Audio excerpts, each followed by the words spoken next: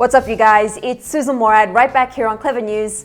And Demi Lovato has a few words for President Trump. So she delivered them the way she knows best, through her music.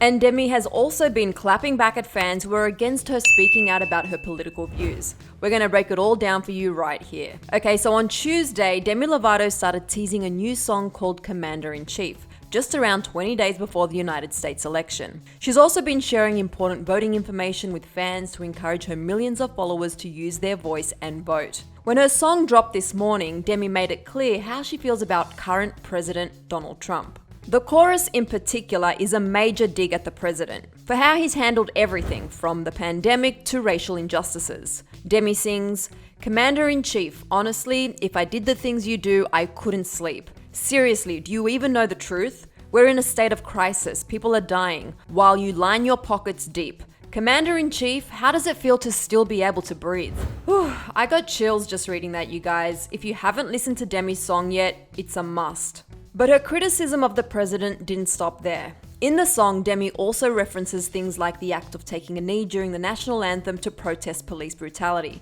And Demi said that we will continue to use our voices and fight for what we believe in until Trump is out of office. Her lyrics continue on saying, "Won't give up, stand our ground. We'll be in the streets while you're bunkering down. Won't give up, stand our ground. We'll be in the streets while you're Commander-in-Chief."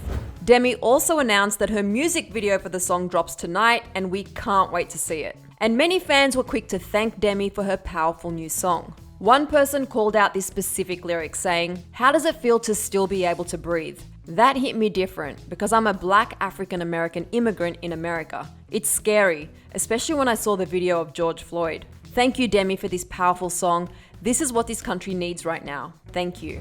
Another fan chimed in saying, "Demi, this song is so important and everyone needs to take this message and take it as a reminder that we all need to step up our game to make this world a better place.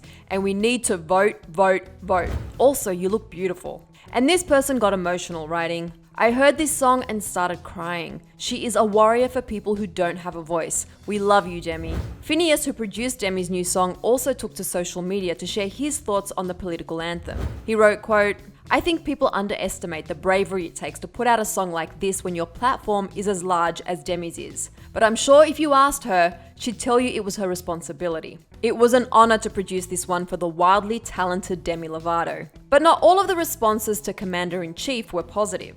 Demi shared on her Instagram stories that she's actually been receiving a lot of backlash from fans over this song. She shared one comment that says, "I hope you realize that this makes people that don't have the same political views feel like they can't listen to you anymore. We could care less what you post about politics, but this song is going too far, especially when the majority of your family is Republican. I personally am ashamed to be a Lovatic right now. I really hope this doesn't ruin your career, Demetria."